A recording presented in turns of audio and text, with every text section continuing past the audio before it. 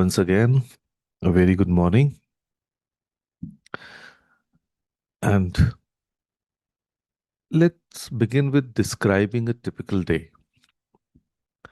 You wake up, check your phone, someone hasn't replied to your message, and you feel anxious. You scroll through social media, someone's vacation photos make you feel inadequate, like some people getting the same vibes by looking at the background of Sanjeev sir, right? Your mom in law makes a comment about lunch, you feel criticized. Traffic is terrible, you feel frustrated. A colleague gets praise, you feel overlooked. Your child won't listen, you feel disrespected. And by evening, you're emotionally exhausted and nothing major even happened. So here is the question. What if you didn't have to feel all of that? What if you could move through your day without being tossed around by every emotional wave? What if you could observe life without letting it hijack your inner peace? So you might think, but that's being cold, emotionless, robotic. And I would say, not at all.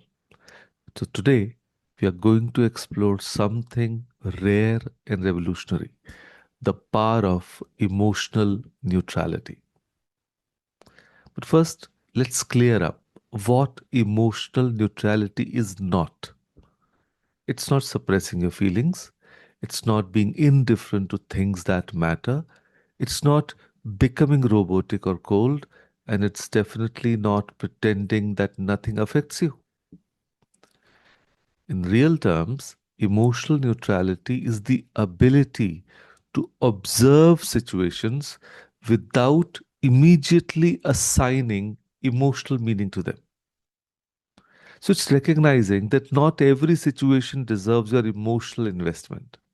Not everything that happens is about you, to you, or requires you to have an emotional response.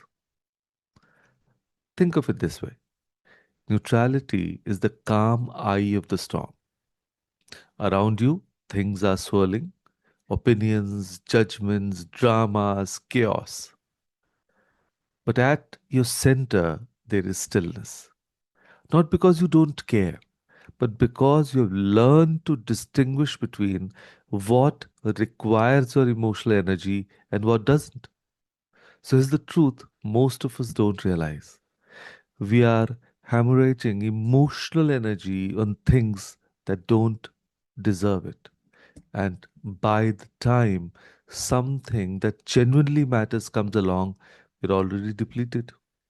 So emotional neutrality isn't about feeling nothing. It's about feeling intelligently. It's about being selective with your emotional responses, the way you would be selective about where you invest your money. So, because emotions are investment, most of us are terrible investors. So, let me paint you a picture every Indian woman will recognize instantly.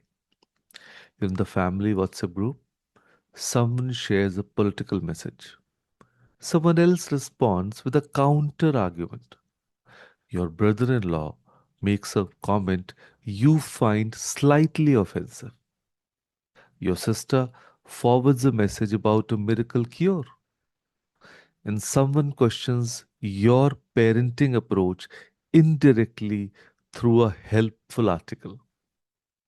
And you're there, feeling it all, getting annoyed, feeling defensive, wanting to respond, drafting messages in your head, feeling misunderstood, getting worked up about something that will be buried under 50 other messages by tomorrow.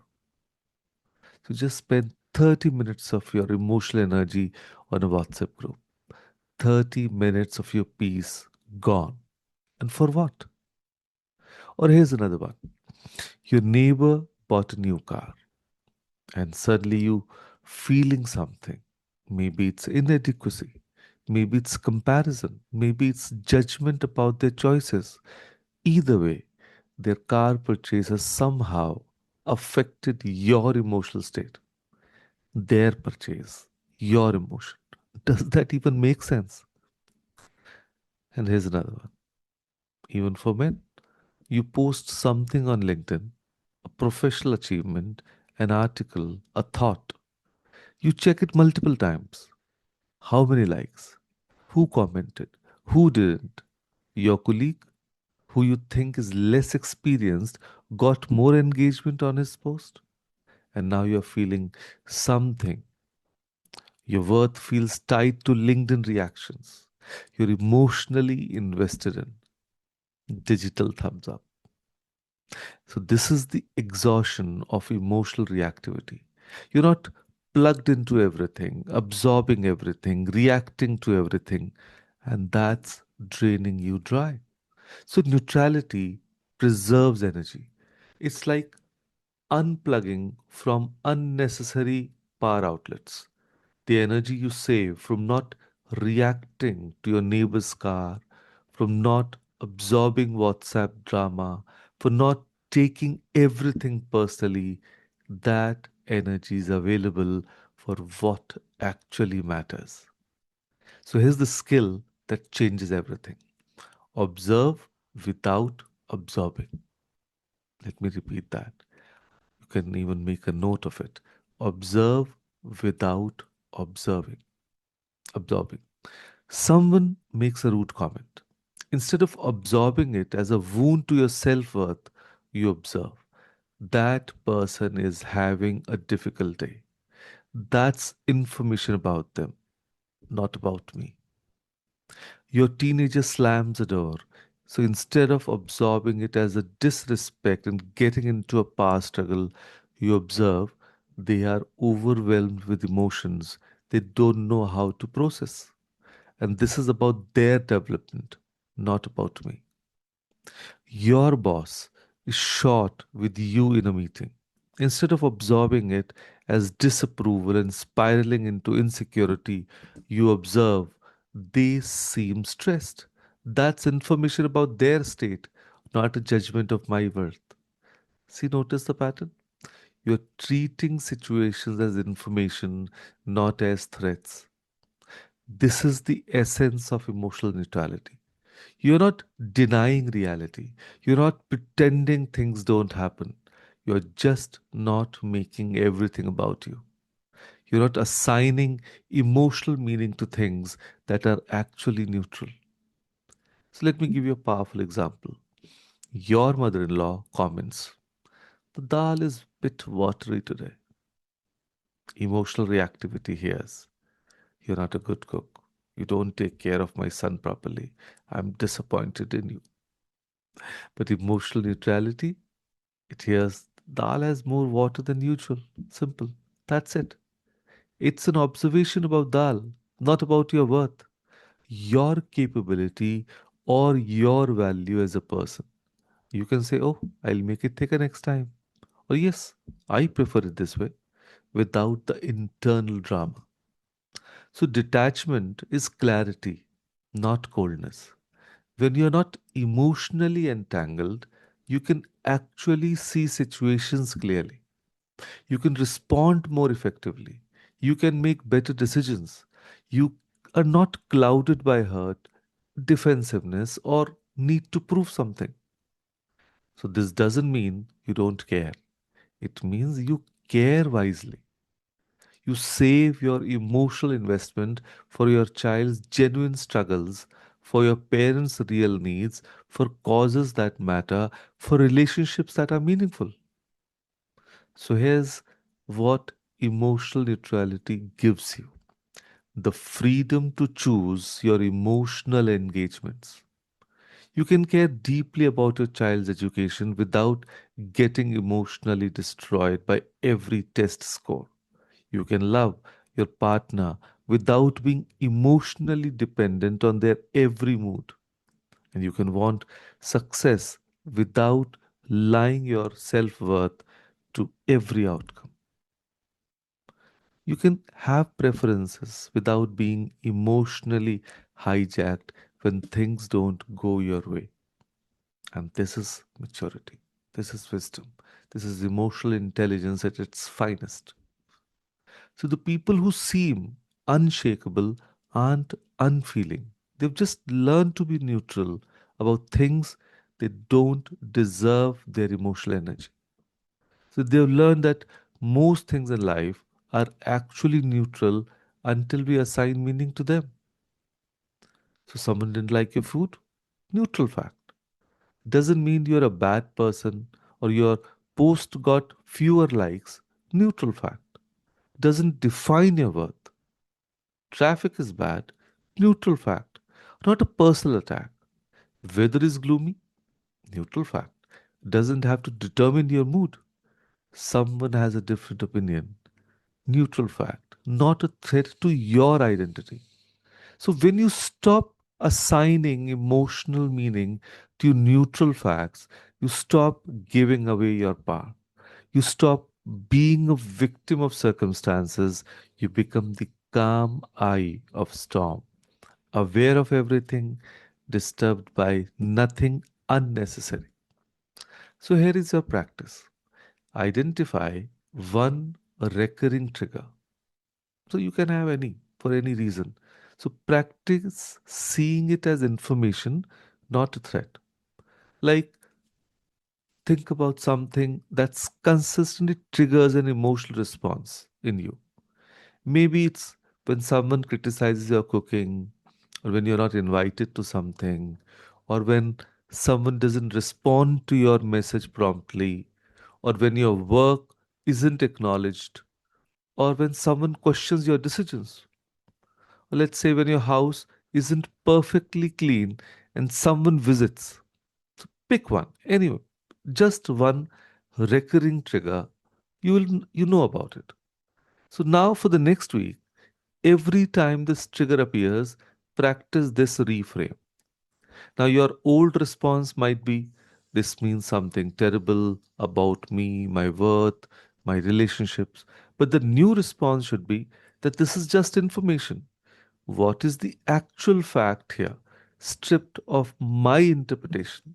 Let's say that if the trigger is that my mom in law comments on cooking, but the old you would say, she thinks I'm inadequate, she's judging me, I'm not good enough. But the new you, okay, she has opinions about cooking. That's information about her preferences, not about my worth. Then let's say the trigger can be not invited to a gathering. That's a trigger. The old you, oh, they didn't like me. I'm excluded. I'm not valued. The new you, oh, I wasn't invited to this particular event. That's information, not a statement about my worth. So practice seeing triggers as information, not threats. Information can be evaluated. Information doesn't wound. Information doesn't require an emotional response. It requires assessment. So ask yourself, is this actually threatening? Or am I assigning threat to something neutral? So here's the beautiful truth about emotional neutrality. It doesn't make you care less. It makes you care better. When you're not exhausted from reacting to everything, you have energy to what truly matters. When you're not wounded by every comment, you can actually hear genuine feedback. And when you're not threatened by every situation, you can respond from wisdom rather than defensiveness.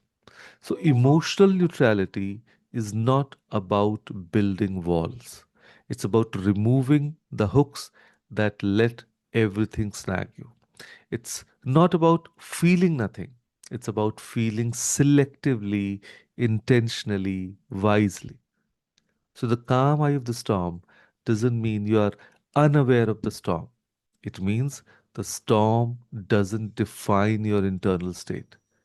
You can see it, acknowledge it, even engage it when necessary, but it doesn't sweep you away, right? So today, practice emotional neutrality with one recurring trigger. So when it shows up, and it will, pause and ask, is this information or a threat? What is the neutral fact here?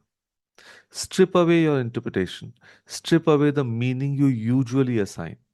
See the situation as it actually is, not as your fears or insecurities paint it. So notice how much energy you save. Notice how much clearer you think.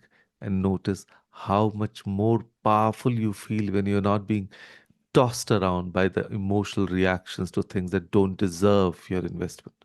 Because neutrality is not coldness, it's wisdom. It's not indifference, it's discernment. It's not about feeling nothing, it's about choosing what gets to affect your peace. So let's practice emotional neutrality. Let's preserve our energy for what matters. Let's be the calm eye of the storm, aware, present, but beautifully, powerfully neutral. Your peace is worth protecting. So I would say start protecting it today. So, with that thought, thank you. Thank you, everyone, for joining us today. Thank you.